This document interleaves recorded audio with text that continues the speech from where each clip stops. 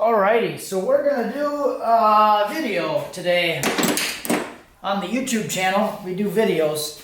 So I'm just gonna kind of leave the camera set up and just work through this.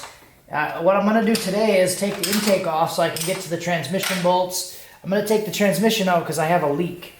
So I think it's leaking from the pump bolts. It's definitely not coming from the pan gasket, which I was happy about that because that's where I thought it was coming from, because it was all resting, fluid was resting like on the front lip of the pan gasket, and I was irritated because I thought it came from that, and it was a pretty bad leak, and I'm like, I just cannot get this damn pan to seal, and it wasn't coming from that, so I cleaned it all off and then sat there and watched it until it started draining out, or until I could see the leak starting to form. Why am I taking that off? I don't need to take that off. Sat there and watched it until the leak started to form, and it was actually coming from the pump. So I couldn't decide if it was actually coming from the pump to case gasket, but then I cleaned it off, and then I sat there and watched it for a little while longer. And it actually seemed like it was coming from the bolts and maybe even a little bit higher. So I'm going to pull the transmission out. I don't want to pull the whole engine out, even though I did kind of set everything up to be fast to pull out. I just don't want to deal with pulling all that stuff out. So I'm going to pull the intake off, because I got to pull the intake off either way, whether I pull the engine out or pull just the transmission out. So I should be able to access the bell housing bolts from the top after the intake is off. I just don't really feel like dealing with undoing all the wiring and all that stuff. So if the engine had to come out, I would just yank it all out real quick. It still would probably take less than an hour to get everything out.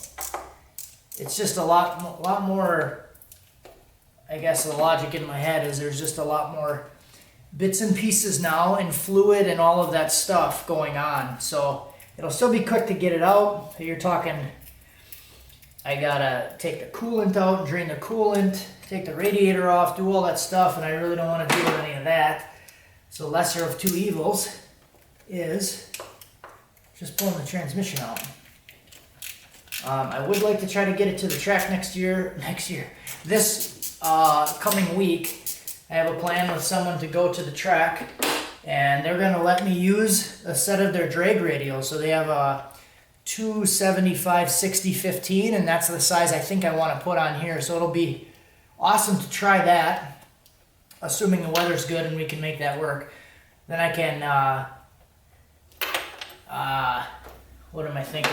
Then I can get a good test fit of what those wheels and tires actually look like on this truck and make sure that's the size I want to order. So that's pretty awesome.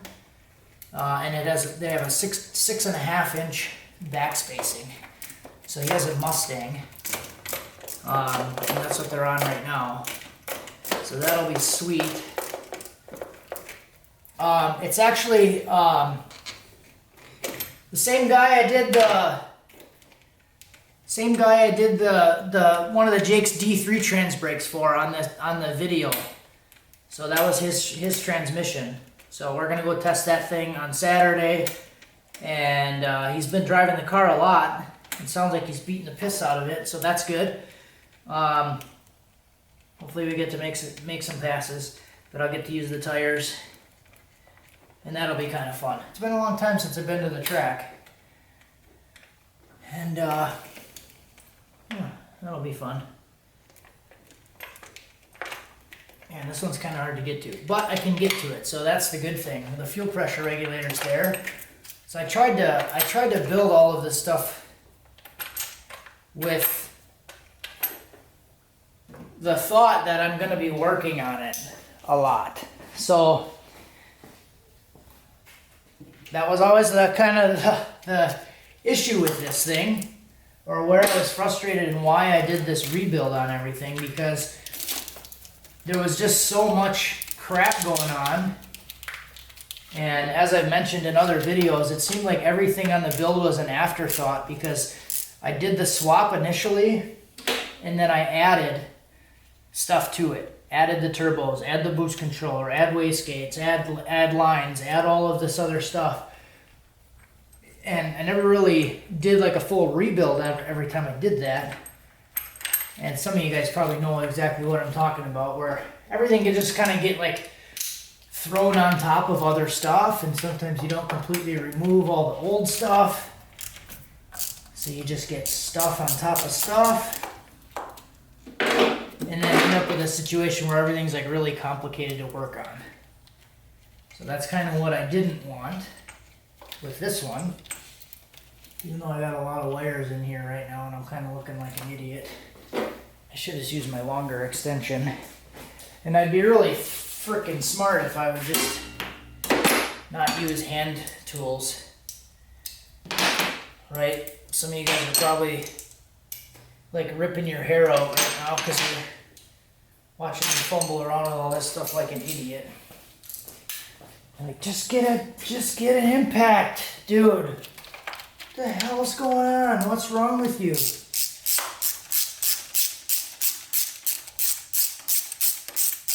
Right? And sometimes I don't like using an impact. Sometimes I just don't like to do it. Sometimes I like using hand tools.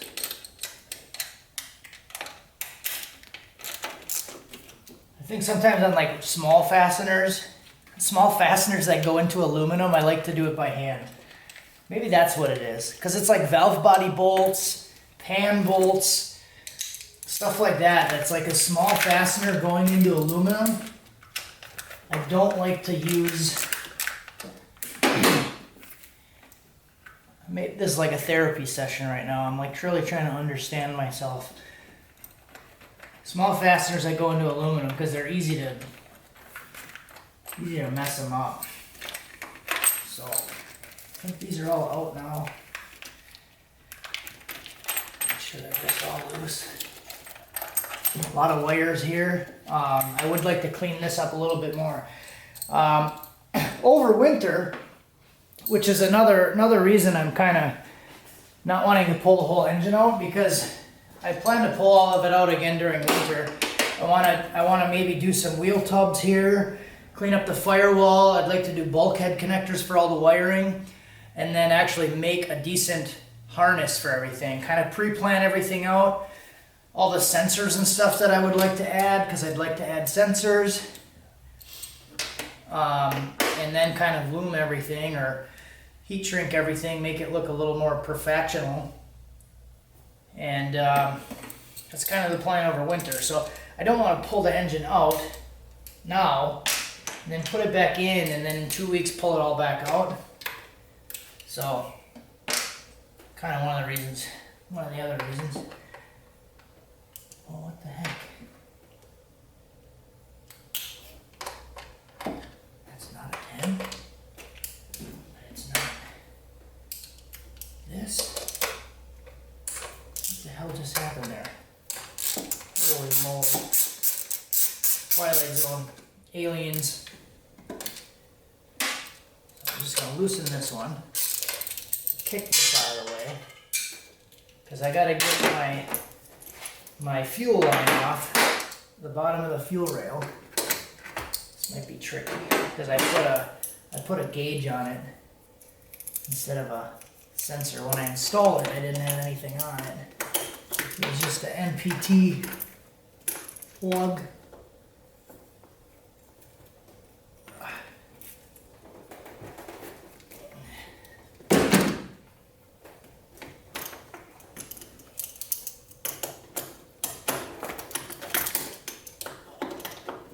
But I can get to it, so I guess that's the good thing.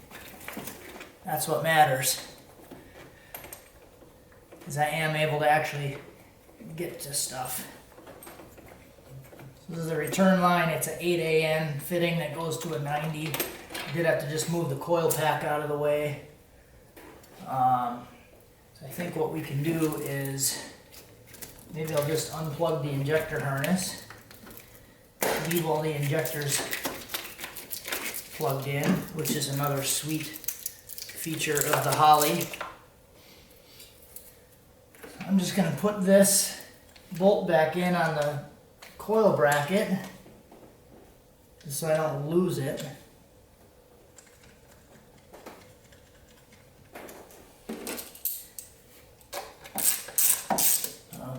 completely tighten it down because I have to get back in there to do that fuel line again. So that should come off.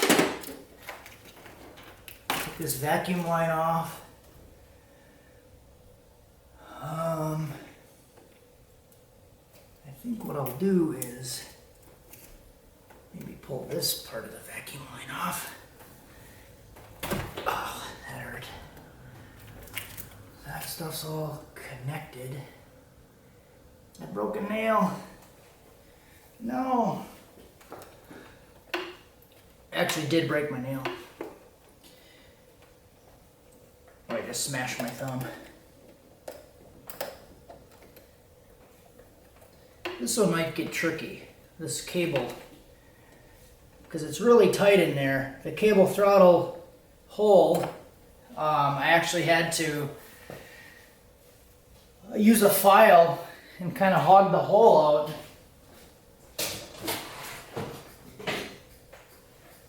So that might come out a little hard.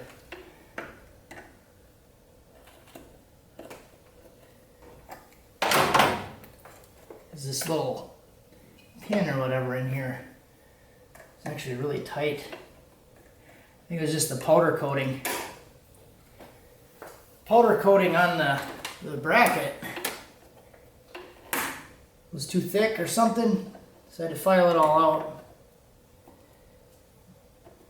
I just gotta try to figure out how to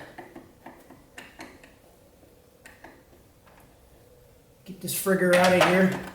There we go. So now that should be good. And then I'm gonna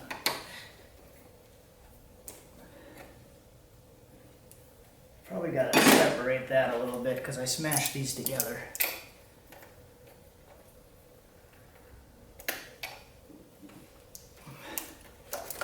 There we go. And just to bend it a little bit. And then this thing, I can just slide this down. This stuff's all gonna come off. These push to the side. So that should come up. I'll unplug my little fan connector because that's gotta come out.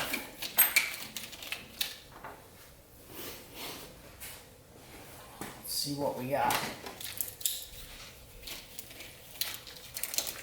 This can come up and out of the way. This is out of the way. Unplug my alternator.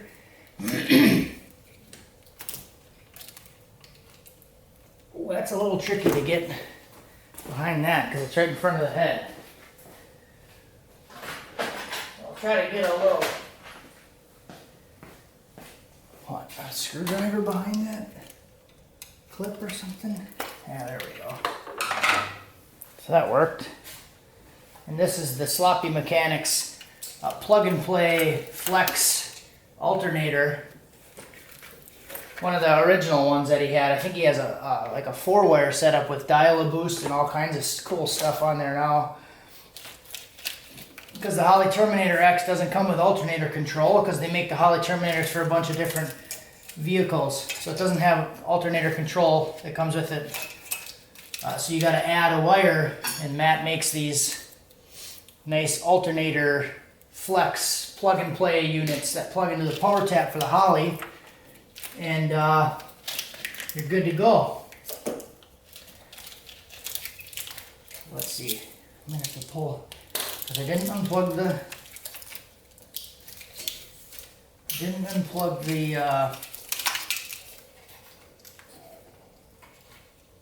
injector harness. I gotta get everything in a way that I can pull it out with the injector harness still attached. Do everything this way. And then, silly boy here, I ran the head ground on the inside of the fuel rail. So I'm gonna have to undo the fuel rail.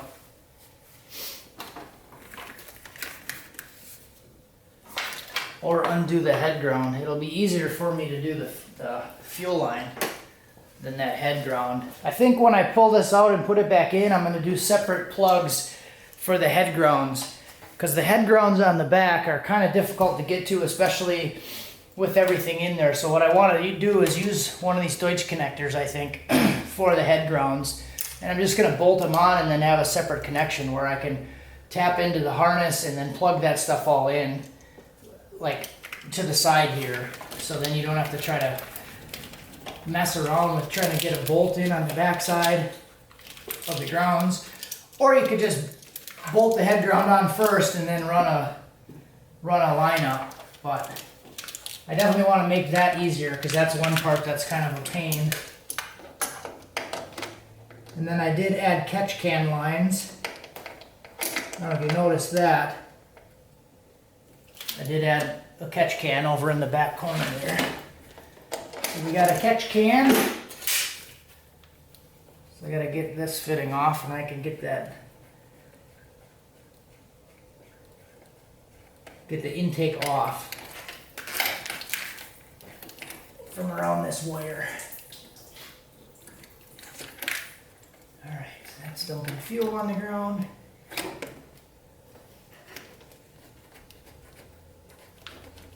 I'll have to unplug the oil pressure sensor, because it's also, well actually, duh, this is my feed line. I was thinking this was like a crossover. So I gotta leave it disconnected anyways. Alright. So that, I'm gonna yank my brake booster line off. That biatch should come out now. Now let's see. Will this just come out? Of course it's not gonna come out. Of course it's not just gonna come out. Ryan, why would it just come out like that? Alright, so that. Unplug this guy.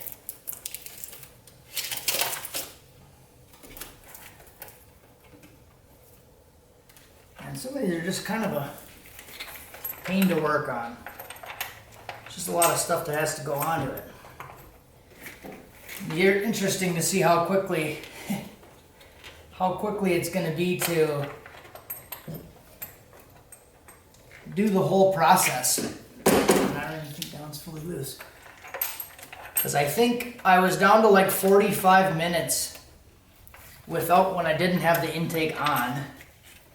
My goal is to be able to get the engine and transmission out in an hour. So I guess it'll be interesting to be able to time it right now. Come on.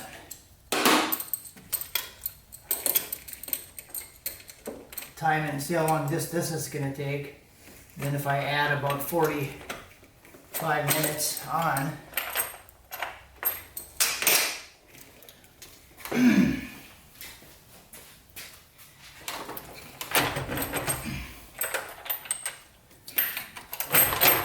one tricky part with these intakes is you lift it up and then the bolts fall back down in the holes. And a lot of times you can't get the intake up high enough to get the back bolts out. So then they end up falling back in, and you gotta throw it around a little bit. Alright, now let's see what I forgot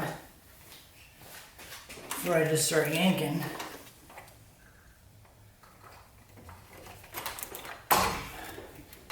Something's caught over here. Is that the booster line was caught? Yes, the booster line was caught around the ground, the head ground. So now it should come out. So then once that's out, I'll cover up the intake holes, check the intake holes, make sure I didn't get anything in there.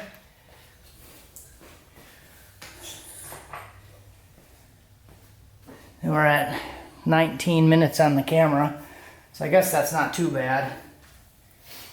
And then I should be able to get to all of the bolts pretty easily for the bell housing. so that one's pretty easy to get to. These down here are pretty easy.